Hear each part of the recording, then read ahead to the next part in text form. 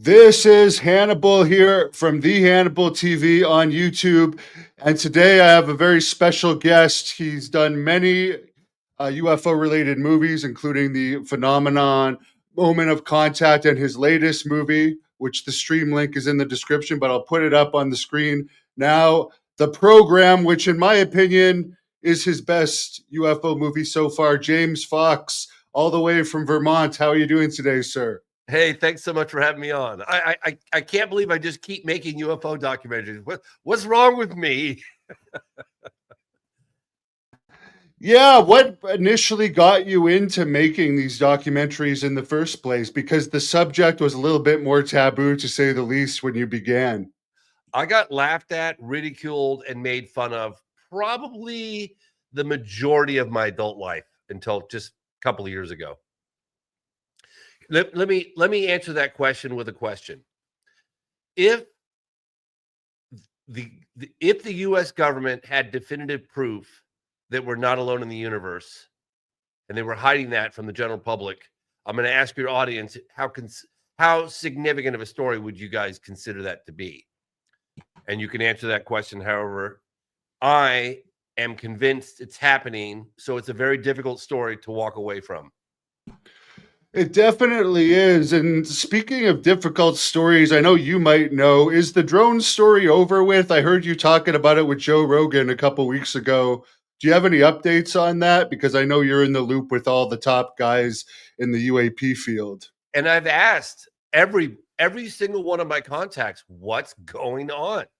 And they're like, boy, it's a whole host of things. First of all, people are out there under the night sky looking up because of what's been going on. So there's a lot of misidentifications of more conventional things. However, there's a percentage of these drones, so-called drones, we're going to call them I prefer to call them UAP or UFOs because it's an unidentified flying object, or it's a unidentified anomalous phenomenon, whatever. But some of them have a really long loiter time, like 7, 8+ hours. I was told from an intelligence person that like 50 of them came off the ocean, that they were truly baffled by them. There are also orbs that have been appearing.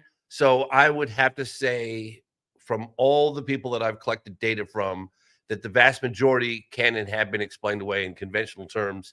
But that there's a core 15-20%, as with many UFO sightings or UAP sightings, that simply appear to defy a terrestrial explanation or a conventional explanation. So something definitely is totally unusual is going on, no question. One group of the military that might know more about that is NASA. And a part of the movie I like is you get into NASA's knowledge about UAPs and the last congressional hearing. I liked one of the comments where they were alluding to not having good enough quality detection systems to know if UAPs are actually happening or not. That was a great moment, in my opinion, in the film, was when I got to pose a question to the head of NASA, Bill Nelson.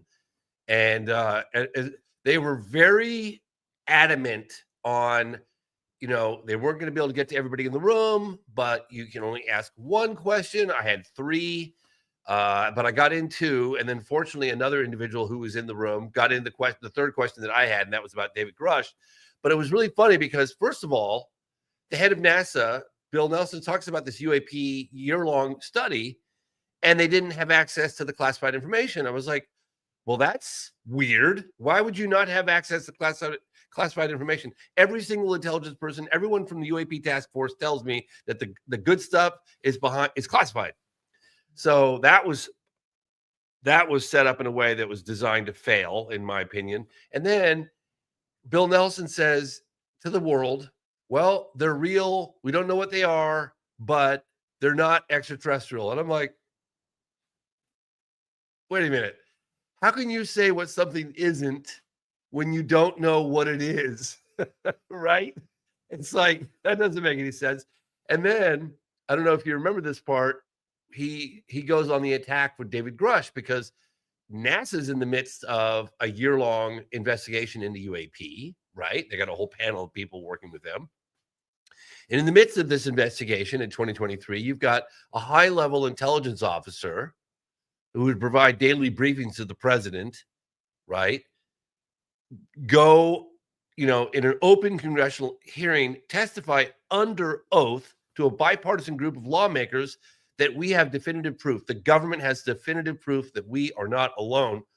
And it's like, you'd think that the head of NASA in the midst of this investigation would say something like, we take these allegations very seriously and blah, blah, blah. We're looking into it, his claims, et cetera, furthermore and henceforth. But instead, he just completely tries to destroy this gentleman's credibility, which I was like, wait a minute, that didn't add up. So I don't know, the whole NASA thing, I was grossly disappointed, and I think I got revenge in the edit room on that one. Oh, yes, you made them look kind of foolish in there. You were at the last congressional hearing where Mike Gold, sorry, the former NASA employee, testified. Do you think he was being honest with his testimony? I don't know. I mean, in my opinion, the two testimonies that really stood out, well, three, but the two in particular was Tim Gallaudet basically talking about, a rear admiral talking about these objects underwater, exhibiting a technology that's just sort of inexplicable. And then, of course, you had former UAP task force member Lou Elizondo claiming, again, under oath to a bipartisan group of lawmakers, that crash retrieval programs exist. And of course, you got a name of all that classified data. What was it? Immaculate Constellation. Michael Schellenberger talked about that. So those are the three bits of testimony that really stood out. The gentleman Gold at NASA, okay, yeah, I think he talked that the phenomenon was real, but it was kind of not that impressive.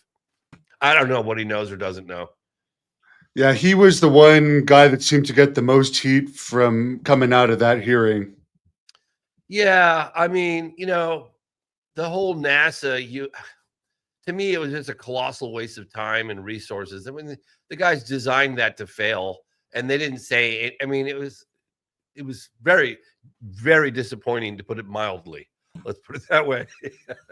but again, I think we got we exposed that pretty well in the program with juxtaposing what really happened under oath in congressional hearings with David Grush and what the head of NASA, Bill Nelson, was talking about. It was very disappointing. And I've heard you say Marco Rubio, the Florida representative, knows probably more than most people in the government about what's going on with UAPs. Are you going to get him on record in one of your future movies? We tried. We tried, and we kept getting maybes. I went to his office probably 10 times over a period of 5 weeks. I mean, I would just kind of daily go in there. But the reason why, in particular, I want to hear from him, and he's made some statements, is that I've talked to firsthand witnesses, that people that have been in the room with him listening to firsthand witnesses. So him and Rounds and Schumer. I'm not so sure about Gillibrand, but I'm definitely, I was told that they have heard from firsthand witnesses, and a number of them. So, and you can kind of see it when you listen to the statements that he makes, that, he knows what time it is. There was another part of one of the congressional hearings where one of the people from Congress are asking someone from the intelligence community about what they know about, I think, the Malcolm Air Force Base incident, and you make him look kind of foolish as well, with him kind of saying that, like, he's never been asked officially, and then the congressperson is saying, "Well, I'm official." Yeah, that was great. I'm asking you right now. Yeah, that's great. The Maelstrom case. Yeah, I mean, there are a number. I mean, I did an entire section on nukes and UFOs. In the phenomenon, and I'm trying to think of the gentleman's name who wrote the book on it, but I'll think of his name in a second. But yeah, I mean, when I met with one of the individuals that started the task force, I guess it started off as OSAP, then it went to ATIP, and that was former Senate Majority Leader Harry Reid. And one of the things I asked him as we were doing a walk and talk, just a quick B-roll shot, was, hey, what was one of the most phenomenal aspects that you guys uncovered during the 10-year investigation into UFOs? And without hesitation, he quickly responded, and he was like, the connection with UFOs and nukes. They're flying over these nuclear installations, with Minuteman missiles, things of that nature, and shutting them off. And so I thought, wow, that's a level of validation on these reports, more so than I've ever heard. And Robert Hastings, the gentleman I was thinking of, participated with me, and we put together probably a 10-minute section dealing with a number of cases all over the world regarding UFOs, the connection between UFOs and nukes. It's almost like taking matches out of the hands of a baby. Yeah, and there are some people that are very concerned about that, and I've read Robert Hastings' book, especially the 22-hour audio version of his latest one. He doesn't seem to he thinks the phenomenon overall is nothing to really be concerned about. I've heard you say that as well. Has anything changed in your most recent research about the A lot of level of people, yeah, I mean, a lot of people, I'm sure, particularly experiencers, would beg to differ, but I have never covered that angle in any of my films, because I feel like it's a bit of a slippery slope. Not to say that those reports aren't credible, but I just, I take baby steps. I think I spent over 20 years on the first couple of movies. I did 50 Years of Denial, then I did Out of the Blue, then I did Out of the Blue version 2, and then I did I Know What I Saw, before I ever touched Close Encounters of the Third Kind, and that's the reports of people claiming to see entities connected to the craft. And then, I've reported since then on crash retrieval with Moment of Contact, and an alleged encounter in the program that took place at Nellis Test Range, which, if true, would be face-to-face contact and communication with an alien or an entity of sorts. And everyone that I've interviewed said that nobody felt threatened. There was, more curiosity during the moments of contact or communication. But, again, there are people take it to another level, claiming that, they're being abducted. So that's a whole avenue of the phenomenon that I have not delved into. So, but from all that I have gathered in my 30 plus years of investigations around the world, everyone has basically said, for the most part, it's a pretty benign encounters. The one interesting part, which I found fascinating from your Moment of Contact movie, was, and it wasn't necessarily on purpose, I believe it was a police officer that had handled one of these beings, and he ended up dying from possibly contamination. Yeah, it's a crazy story. And we confront the driver, Eric Lopes, the alleged driver, Eric Lopes. I mean, I'm 99.9% sure he was driving the vehicle when his partner and very good friend growing up, Marco Cheriz, they're both military police. So in Brazil, if you work for the fire department, you're part of the military. If you work for the police department, you're part of the military. If you're like a flight control officer, you work for the military, right? And so these guys they were police officers on duty, and they were on the lookout for something unusual. And they came upon this creature, and I don't know, it was probably early evening. I think it was just before a big storm. And anyway, Marco Cherizi, Eric Lopes, the driver, slammed the brakes on. Marco leaps out without a moment's hesitation, grabs this thing, which was somewhat feeble. It had a big head and brown, oily skin, big red eyes, spindly, and was rather feeble. It didn't put up much of a fight, but it did scratch him in the process. Put it on its lap. They took it eventually to Humanitas Hospital. Within a couple of weeks, he got an infection. He went to the hospital. We interviewed the doctor that worked on him. He said he threw the kitchen sink at him. He'd never seen anything like it in his entire career before. And he died. And he died of an unknown infection from a bacteria they'd never seen before. Crazy case. Yeah. And I wasn't going to ask you about Stephen Greer, but you seem to have a lot of fans in the comments section that want to know your opinion on him because I don't believe he's been in any of your movies, but he obviously is a figure in this community.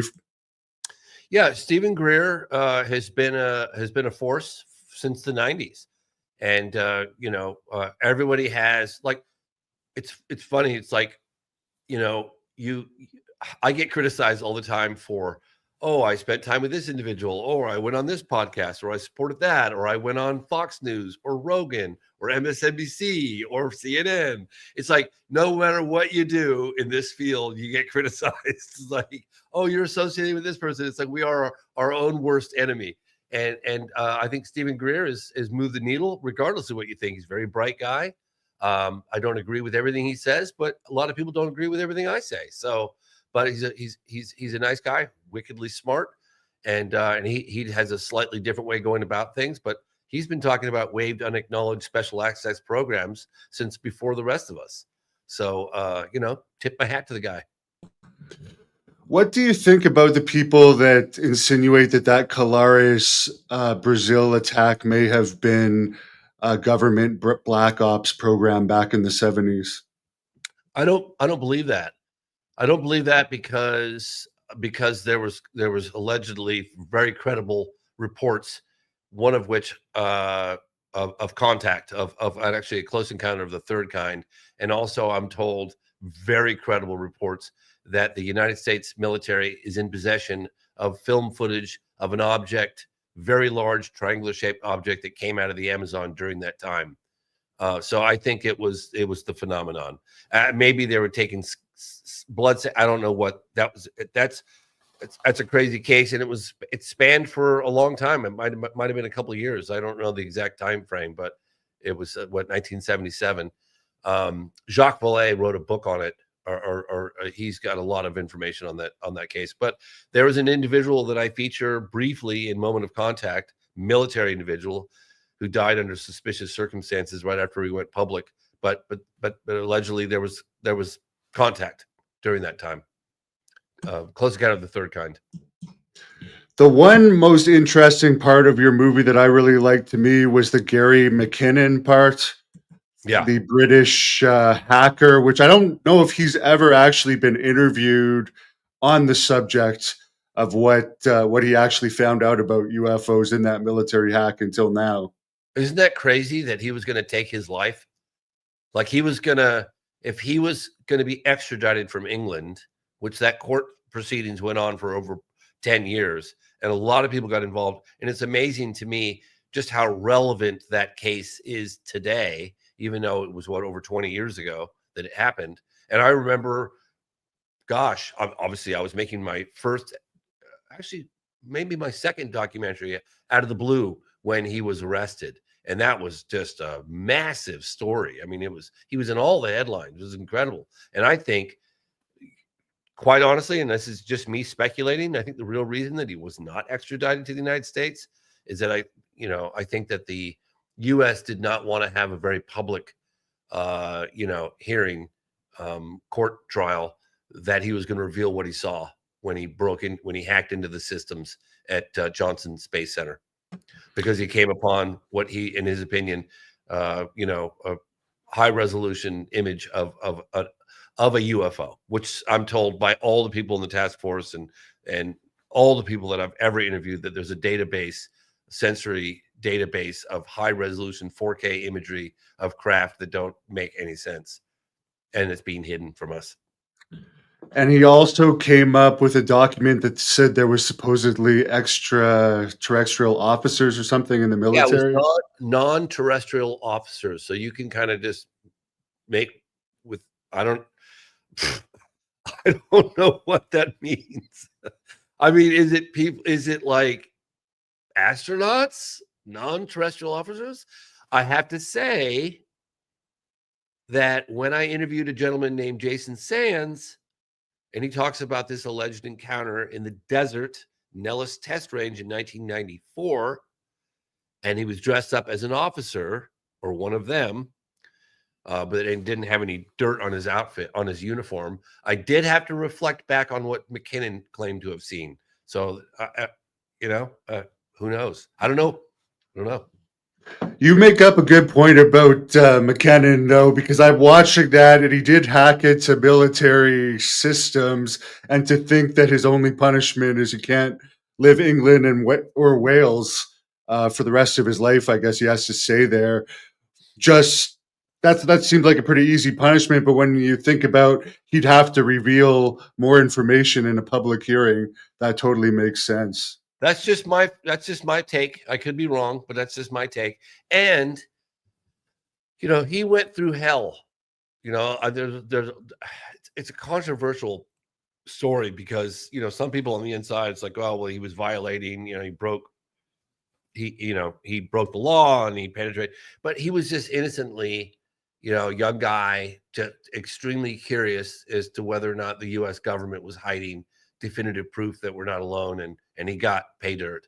And I personally, matter of fact, I was just texting with him last night. I would like to start a campaign at some point to have him for him to get a pardon, because I feel like he's paid his dues. He's suffered. I mean, if you look at like what that guy went through over 10 years, and now he's kind of landlocked. He can't really go. He can't really travel the world other than England, and he can only go to a couple little places. He can't travel. He essentially cannot travel. So I would love to personally. I think he's paid his dues, and I'd love to see him be pardoned. And the fact that he looks like Mick Jagger, I think, helps ease tensions about him. Yeah, I know. It's really funny. Quite honestly, I kind of thought, he does have that rock star kind of look. And then Joe Rogan's like, wait, stop that. Pause. That's Mick Jagger. Mick Jagger's out of my movie. That's Gary McKinnon. Isn't that funny? Yeah, I mean, he definitely looks different than when he was first arrested like 20 years ago. I wouldn't have recognized him. Yeah. Well, imagine for a moment what he went through. I mean, it's amazing to me how few a lot of people have said, God, one of my favorite scenes in the whole movie was Gary McKinnon. That was phenomenal that you got him. And it took me, I was meant to say this earlier, it took me, 20 years, probably 20 years to finally get to him, because every time I tried, he was just inundated. I mean, I think Pink Floyd was doing fundraisers for him, Simon and Garfunkel. I mean, look it up. I mean, the guy, he had presidents and prime ministers all talking about him for over a decade. And he went through hell. And he didn't, I mean, look, I'm not suggesting people go and hack into government systems. That's not, but it was innocently looking for the truth. That's all.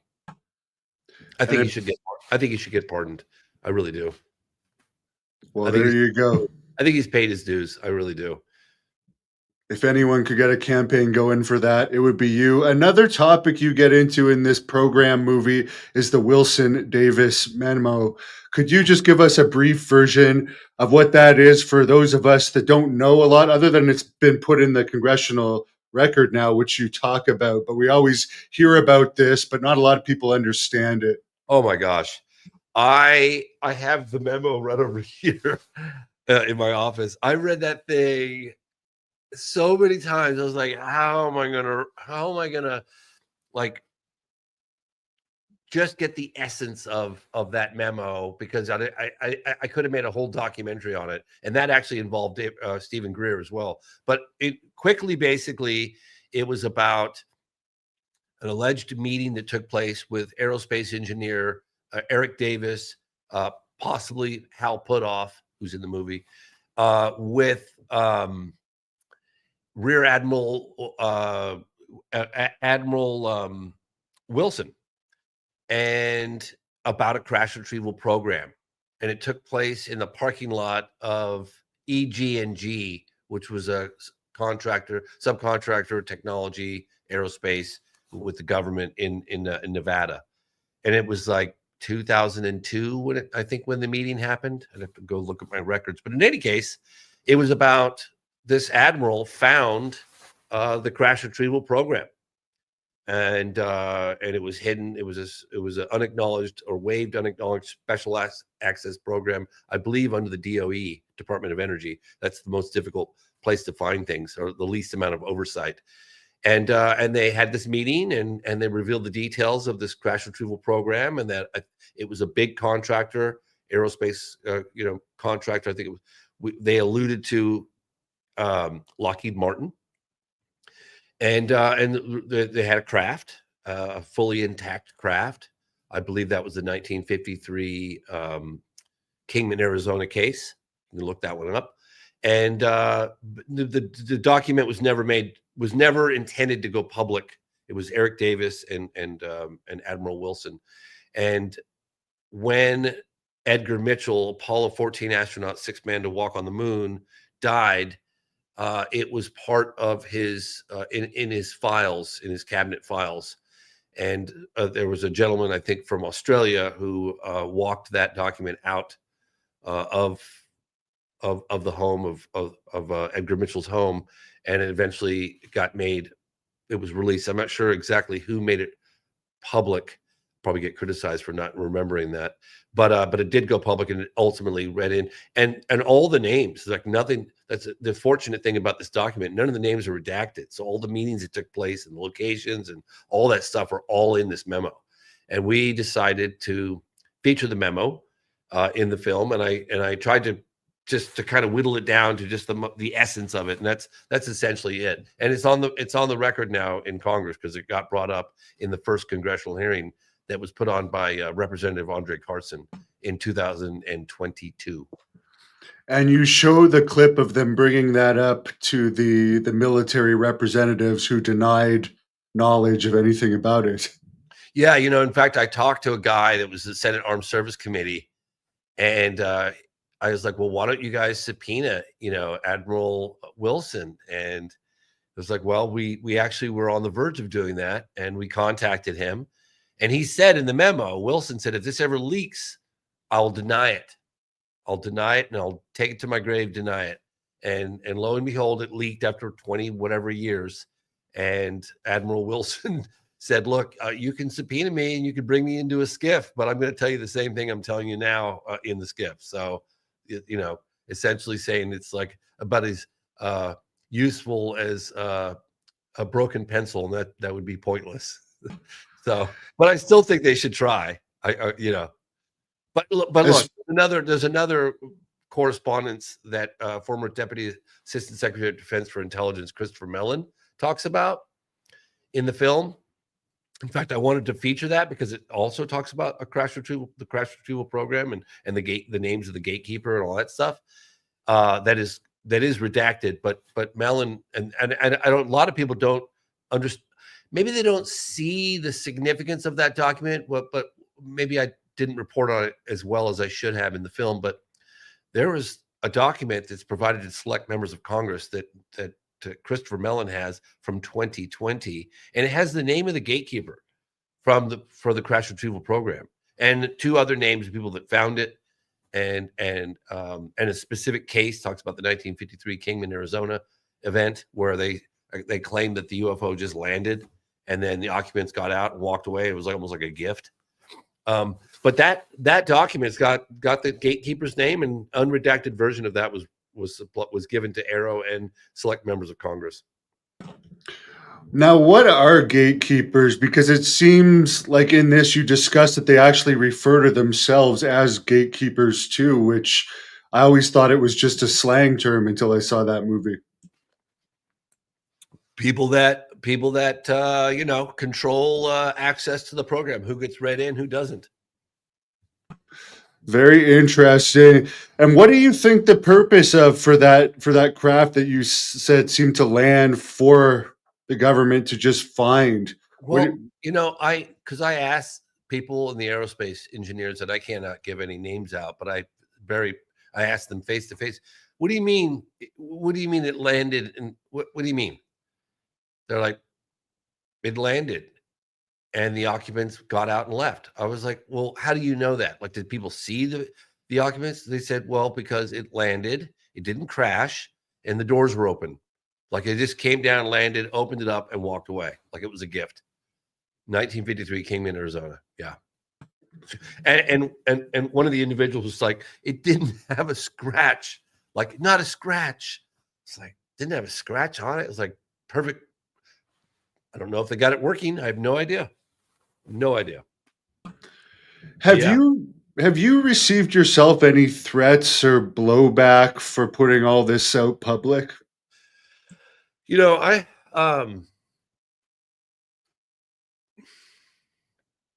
probably the most precarious moment for me was when I was on my last trip to Brazil, when I was doing the when I was doing the film Moment of Contact, and I was covering I was really getting to military folks that we had identified years prior that we'd found and we were starting to meet with and confronting, some of which we went to their homes. And I was I felt pretty the whole team did. We felt pretty. At one point we went to a FedEx in 5 hours north of Sao Paulo and FedExed some hard drives back to the States. We were terrified that we were going to have a problem, and we all felt it was. That was probably the most spooked I'd ever been. And little things over the years, but no, I haven't had anybody come to me and point blank, and no, but little telltale signs over the years. Weird little emails. Like I got an email in 2007 when I was putting on the National Press Club event with Leslie Kean. I made a movie about it called "I Know What I Saw." It is essentially we had 14 people from 7 countries, military, government officials, FAA officials, come and testify as the reality of the phenomenon. And I think it was like maybe a month or two after I did that, I got an email and it said, "Stop doing what you're doing, or we're going to put you to Z." And then it had like big Z, smaller Z, Z, Z, like in the email. And it could have just been some crazy person, who knows? But I haven't had any outright face-to-face threats, and I'm kind of somewhat of a public figure at this point, which I think makes me feel a little better. Yeah, because you do address threats that a group of, I guess, kitchen workers had in Ireland. You show this extremely clear picture of a UFO that they took, and apparently they were visited by some men in black on Yeah, a rainy afternoon after. if I had a dime for every time I've heard that story, yeah, that's the Calvine, the 1990 Calvine UFO event, and I'd heard about it over 20 years ago from Nick Pope, who was at the UFO desk at the Ministry of Defense for a couple of years back in the late 90s, mid to late 90s. Was he? Yeah, mid to late 90s, maybe 92 to. Anyway, David Clark is the one that uncovered that photograph. Thank you, David. And that's probably what I would consider, I've been at this for 30 years, the best photograph of a UFO ever taken. Certainly, that's in the public at this point. And that was Calvine, Scotland, 1990. And there were, I think, 5 or maybe 6 photographs of you can look it up, Calvine 1990 UFO photograph of a sort of diamond-shaped craft with, you can see a fence, you can see the ground, you can see the sky, and you have the craft here, like you can imagine the craft. Then you have a military jet flying around it. I'm told in the 5 or 6 pictures, the military jet is in a different position, and it's a Harrier jump jet. And the story goes that the individuals, there were 2 kitchen workers from a hotel near Calvine. It was 1990. It was August, and they went on an afternoon hike after their shift. There it is. Yeah, great photograph. They went on a hike after their shift, and they came upon, and I hiked up to the exact spot with 99.9% certainty. They came upon an object that was hovering silently, and they were terrified. It was very low. I'm not sure if they could hit it with a rock with their hand, if they threw a rock with their arm, but it was very low, and they were terrified, and they were hiding under this tree, sort of just like in disbelief. What is this thing? And when the military jet arrived and did a pass around it, they got the courage, and they had a camera with them, and they shot. It was at least 5, and it might have been 6. Incredible photographs. And they went to the local paper, I think it was Scotland Daily Record, and they were going to publish the story with all the prints, 2 witnesses, broad daylight, really good photograph, points of reference with a military jet going around. And the publication contacted a gentleman named Craig Lindsay, who was the RAF press officer at the time, Royal Air Force, in Scotland. And they were like, hey, we're about to run this story, and we wanted to get a statement from the Royal Air Force about this alleged craft. And the guy says, what craft? And they said, well, he goes, well, I haven't seen the photographs. So the Scotland Daily Record sent one of the prints to Craig Lindsay, RAF press officer. And of course, he got the print and his jaw hit the floor. It's like, what? And then he reports back to the MOD, and he goes, and he was tasked with investigating. He contacted the witnesses. He was interviewing them. And then he gets a phone call from the higher ups at the MOD, cease and desist. We're going to take over. And then the prints disappeared. The witnesses disappeared, and the case vanished for nearly 34 years. Wow. And yeah, so we get an interview, first time ever on camera, with Craig Lindsay. Again, thank you to David Clark and his crew that worked on that story. We get an interview with Clark, the guy that did the analysis, Nick Pope, the MOD, what happened. And then at the last possible minute, Richard Graves, who was working with the 2, allegedly, with the 2 witnesses in the kitchen at the time, for the first time goes on camera, or, gives us an interview. He'd given an interview in print, but he went on. You put his picture up during the film. An interview over the phone together, yes. And and he just describes and he was a witness. He said that this car rolled up on their cigarette break in the evening. It was pissing wet with rain, and these 2 gentlemen got out of the back in dark suits and scared the living daylights out of the witnesses, and they vanished a couple weeks later, and they've never been seen since. Someone wants me to ask you about Philip Corso. Philip Corso. Yeah. Corso. He wrote the book The Day After Roswell. Is it The Day After Roswell or Roswell the Day After? But anyway, Philip Corso, Army colonel. He came forward at the 50th anniversary of Roswell in 1997. July 1997, and I met him and interviewed him. Now, I believed him. Subsequently, he's at least in one of my films. I think he's in UFO's 50 Years of Denial. But in any case, he saw the bodies. He talks about how the recovered material from Roswell crash was sort of put into the technology was unknowingly, according to him, given into society. And he said that there were super tenacity fibers, these little pen-like things on the craft that later turned out to be lasers. Again, I'm just repeating what he said. He said there were what looked like fishing line turned out to be fiber optics, super tenacity fibers, high speed computer chips.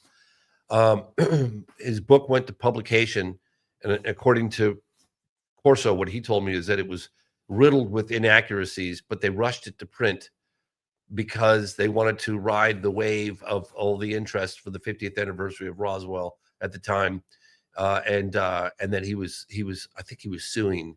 But anyway, then I was going to get a second interview with him, but then he died.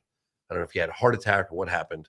But so he's somewhat of a controversial individual, but I believe he's telling the truth when he says he saw the creatures from the Roswell crash. And you do confirm his identity in this movie, but at one point, wasn't there some controversy over Jason Sands? And just to get it on the record, how did you confirm who he was? Yeah, so I have all of his military records, all the photographs of him in the military. And look, a lot of people, when you're making extraordinary claims and you don't really have a lot of proof to back it up, hence Philip Corso, alien technology, he saw the bodies. I mean, let's just face it. Like, of course, it's going to be controversial because you're making an extraordinary claim and you're not providing extraordinary evidence. So it's really tough. I mean, you look at the body of evidence around Roswell, and it certainly sounds like it aligns with all the other testimony that had been given over the last whatever, how many years it's been since 47. It's consistent, somewhat consistent. And it certainly seems to be becoming more and more true. Now, Jason Sands, he's talking about coming upon an alleged encounter in Nellis Test Range, Nevada, in 1990, in the winter of 1994.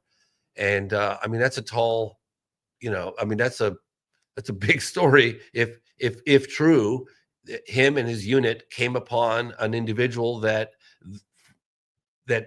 they couldn't identify as human. They didn't know really what they saw. And I did extensive background checks. I got his military records. I talked to insiders, people that had done extensive background checks. I got photos of him in the military, where he says he was, all that stuff. All the people that I trust. I did the best I possibly could. And I remember at one point I even said to this individual, an intelligence individual, well, do you think the encounter happened or not?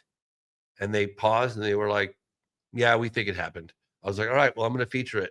And he's got PTSD, and he's done a couple of interviews subsequently to then. And I actually called him up. I was like, you do realize that you sound like a crazy person. You're saying, yes, I know. You've got PTSD. You probably need some. So bottom line is, does that affect his credibility to when he was on duty 30 years prior? And in my opinion, I featured that case because I believe it happened. But, I'll let the audience decide. But I believe it happened. And the people that I interviewed, I even got as far as getting to the individual that debriefed all the on-duty military personnel. I have their names first and last, who wouldn't confirm or deny it on or off the record. This individual, all they had to do is say it didn't happen, and I probably would have taken it out, but they didn't say that. And the pictures that you put up is very interesting of the extraterrestrial. Yeah, the illustration. Yeah, those are done by the witness. Yeah. The only thing that I found weird about Jason Sands, and in your movie, he's very credible, but as you said, I saw him in another one of these interviews, and he was talking about Charles Hall as if Charles Hall is very credible. And I don't know, there seems to be some red flags about Charles Hall. I'm just wondering your opinion. Yeah, again, anytime you're dealing with stuff like that, alleged close encounters of the third kind, it's a slippery slope, and you don't really have any. It's one of the reasons why I've steered clear. Not to say that I don't consider them. I've met a few people that claim to be abducted, for instance, right? And the abduction cases rarely ever get any mainstream coverage because you really don't have much proof. The best proof that I ever heard for abduction of so-called abduction cases is I met with, I'm looking at Bud Hopkins. And it was probably 2007. Excuse me. And he had these illustrations from people that he alleged witnesses, experiencers from like 15, 20 different people from all around the world. And he said during one of his regressions, I guess, with these so-called experiencers, draw what you see on the craft. And he was all excited. And he showed me these drawings from like 15 or 20 different people that didn't know each other from all around the world. And my God, if they didn't draw the same symbol on the wall of that alleged spaceship, that was a wow moment for me. And it really got me thinking, like, wow. But again, you're getting into territory that's really hard to prove, But look, we know that there are spacecraft exhibiting revolutionary technology. It's been going on for, at least since the late, 30s, early 40s. Some would argue millennia. It's been going on since the dawn of recorded time. So clearly there's probably operators, so they don't reveal themselves overtly. They've done some pretty amazing, like,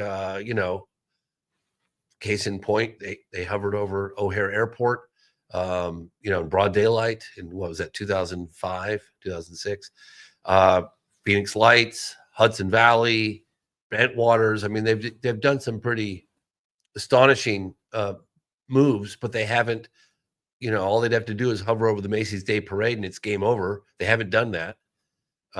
So one has to assume that they too, whoever they are in on the cover up to a certain extent. The one, I don't know. I have more questions than I do answers. yeah, we've heard a lot of people say that, and we hear that being alluded to a lot, and it would make sense because also an air show, they could show up when everyone's looking at the sky during an air show. A lot of people say. Some people say they've done that. I mean, Yeah. discreetly, but I mean, I've seen footage over the years of little objects tracking things, and but yeah, they haven't done that one thing that would just. I mean, look what they did in 1952, 2 consecutive weekends in July of 1952 over the U.S. Capitol. That was pretty phenomenal. I mean, those were like orbs that, they scrambled military jets to intercept. They were over the White House. That was a pretty bold move on their part. And you mentioned for how long they've been here on Joe Rogan, your last appearance, I think it was those cave drawings of like creatures. Look, Jacques Vallée wrote a great book called Wonders in the Sky, and he documents things dating back just for coins, cave art, wall paint. I mean, way back, just all the way back. Yeah, so clearly the phenomenon is nothing new. I think it's been interacting with us since the dawn of recorded time. I mean, in my opinion. What do you think about the crypto-terrestrial hypothesis that's popular these days? Honestly, sometimes I think it could be all of the above. But again, this is just speculation. I feel like perhaps it's interdimensional. I feel like it could be interplanetary. I look at the Betty and Barney Hill stuff, who said where they came from. I look at them coming in and out of the oceans. Maybe there's some under the ocean. There's discussions of bases on Earth, time travelers. I mean, look, pretty big universe. Could be all the above. But I really don't know. And I was actually talking to somebody about this the other day. Who's got the bigger picture? How many people have a broader, perception of what's going on? And the individual that I really trusted, this individual, said about 20. So there are about 20 people on this planet that have the bigger picture. Doesn't mean they have all the answers, but they got basically the bigger picture. And I'm told it's a little scary. I don't know what that is. I don't know. Speaking of scary, we've heard Leslie Kane, who's in your movie, and Louis Elizondo recently allude that maybe there could be something big happening in the next few years. They haven't. No, there's something big.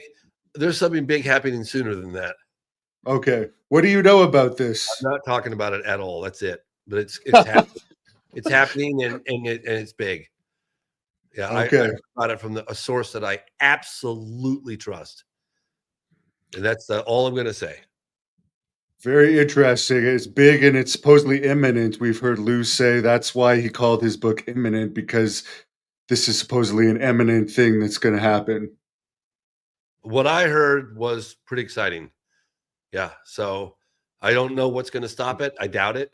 I heard it's coming. So, and I'll leave it at that. You also have Tim Burchett in this movie, Knoxville congressman, who I interviewed recently. Great guy. He was saying that I don't care what your politics are, you got to love that guy. You know what he did for me, which was so cool. He I went. Let's see. I interviewed for a second interview, follow-up interview at the tail end of production. Christopher Mellon, because of that memo that he went through the process of DOPSR, which is pre-publication process where you got to get things, if you want to release it to the public, you have to get it approved. that's why we have the redacted version of that. But he goes, if you want to feature that document in your movie, and I'm encouraging you, I think you should, you need to come see me. You need to do an on-camera interview. I need to explain it. So I was like, all right, well, while I'm there, Pennsylvania, I'll just head on down and do a follow-up interview with Burchett, because I wanted to find out if they've managed to get Grush into a skiff to get the details necessary to validate what he was saying. So I went to Pennsylvania and then did the interview with Mellon. I did another interview with the United States Air Force colonel as well. Came forward for the first time. He's in the movie, Frederick Clausen. And then, who's amazing. And then we get to DC and I get a text. We were going to do the interview the following day. It was going to be, let's just say it was a Tuesday. The interview was scheduled. I got there Tuesday evening. The interview was scheduled for Wednesday morning-ish, late morning. I get a text from his assistant, and she's like, oh, yeah, Congress got out early. They're all going back. We're going to have to reschedule. I was like, oh, my gosh. Well, I drove all the way here just to do the interview. I actually hired a guy, camera guy and a sound guy. And she goes, oh, my gosh. Well, let me contact him. So he holds up leaving, going back, and met with me at like 10 o'clock at night. And we did a great interview. I mean, the poor guy had been up probably, since the wee hours of the morning, probably 15 hours, 16 hours. So at 10 o'clock at night, I go into the halls of Congress, do the interview with Burchett. He was amazing. And then he had this skateboard. And I was like, what's this? What's that? He goes, oh, I made it. I made the skateboard. And he goes, I'm probably going to auction it off as a fundraising event. He's like, hey, let's go. You want to try it out? I was like, yeah, here, now? Yeah. So he takes the skateboard out and kind of a longer board, big wheels, beautiful. And he goes, be careful. I was like, I grew up skateboarding. I'm good. Jumped on that thing and I'm whizzing across the halls of Congress at 10 o'clock at night or whatever, late at night on Burchett's skateboard. It was the coolest thing ever. It was great. We had a great time. He alluded in his interview with me that he could see Trump possibly putting Lou Elizondo in charge of UAPs in his new cabinets. Could you see something like that happening? I would love to see Lou. I mean, could you imagine? It would be fantastic. I got the opportunity to go and meet with the new head of Aero, John Kosklowski, and that was amazing. Like, just, oh my gosh, I was like, I'm inside. I hate to say this, but I'm in the belly of the beast. It's kind of, but imagine having Lou, who we all know, and he's got a great track record. And Lou, poor guy, gets criticized, but I'm going, okay, excuse me, but everything that Lou says and has said, in my view, in my 30 years of research in the field, and I remind the audience, I've been to China, Russia, Africa, Australia, South America, all across Europe, Alaska, Canada, investigating UFOs. And everything that Lou has said has aligned with my field research. It's all makes sense to me, right? I don't just believe what I believe because, David Grush has testified under oath to a joint bipartisan group of lawmakers that we have, crash retrieval program, whatever. Or Lou testified just recently in November of last year that there's again, a crash retrieval under oath. I believe them because it aligns perfectly with all the research that I've done. So I feel bad for Lou. Sometimes he gets criticized, but he's out there really putting his neck out for the rest of us. I'd love to see him in the Pentagon. I think it's great. I'd love that. Now, you also have a 1994 UAP video in this movie that I had never seen before. It's really cool. Could you tell us a little bit about that? That was another reason why I kept Jason Sand's encounter in the film, is because I remember when that leaked I think it leaked in 94. I might have seen it in 95 or 96. I was making my first documentary on UFOs. And I was like, whoa, it's an unidentified object. And it's sensory camera data from Nellis Test Range in 1990, from the winter of 1994.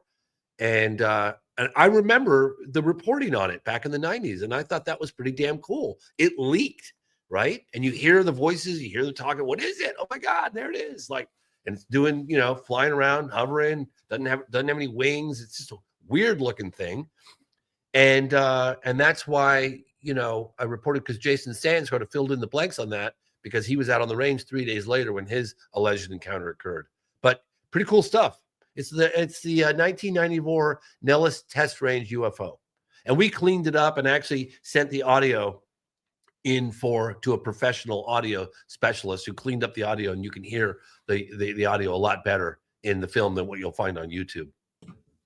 What is the main thing that you want people to pay attention to out of this program movie?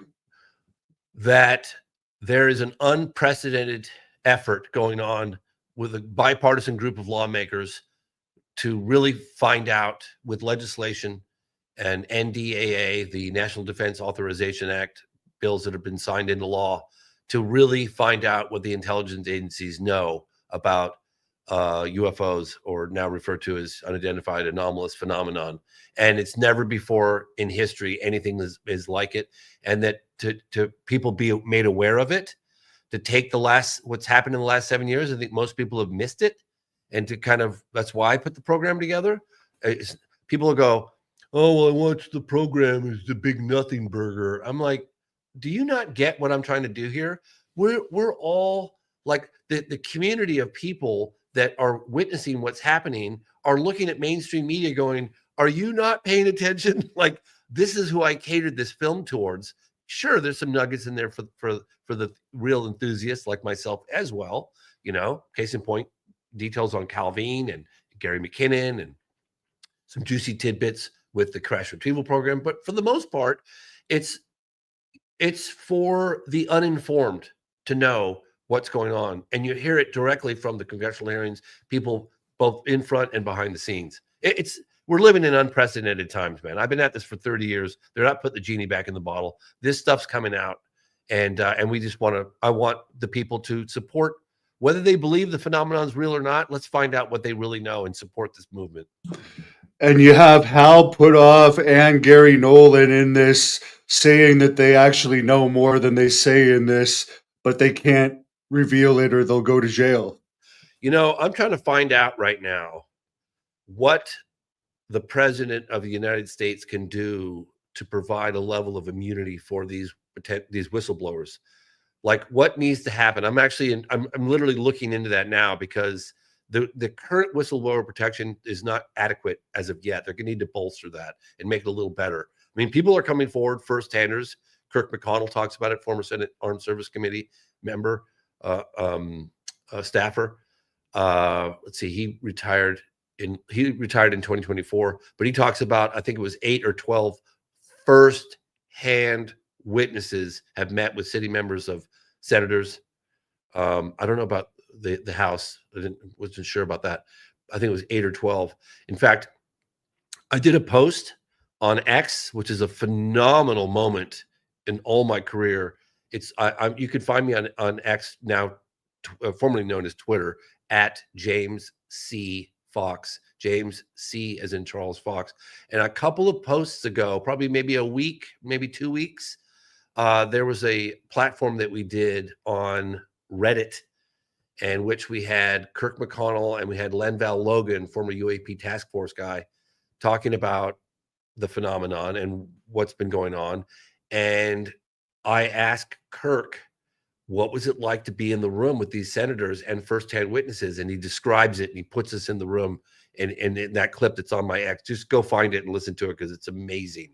Because you're going to be sitting in the room with a firsthand witness with high level clearances and in a skiff, and you're going to, what the tension was like, what the atmosphere was like. It's incredible. I was kicking myself that I didn't put that in the movie. I didn't think about asking him that question in the movie somehow, but yeah, it's pretty remarkable. Well, as I told you before we started, I actually watched the movie twice, and I've seen all your movies, and I like this one the best. Not that the other ones weren't good, but I think this one gives the most information, even to someone like me. I'm not near your level, but I actually follow the news, and there was stuff in this I didn't see, and I understand how to a layman person that doesn't follow this at all, it would be a big deal to them, all the revelations in the movie. But I really appreciate you coming on, and I'll let you close this off with whatever you want to tell the fans. Fans, the stream is in the link. The stream link is in the description if you want to check out his movie. Yeah, it's called The Program. It's on Amazon and Apple TV, and I think PopNet. Anyway, the link is either on the trailer or in this feed. But I want to say that, you know, our representatives really do like to hear from us. So if you want to see a continued push for transparency on this topic, contact your representative and just say we really support your efforts for transparency. I can't overstate the significance of that action. Let them know that we want transparency. We want to know what's going on.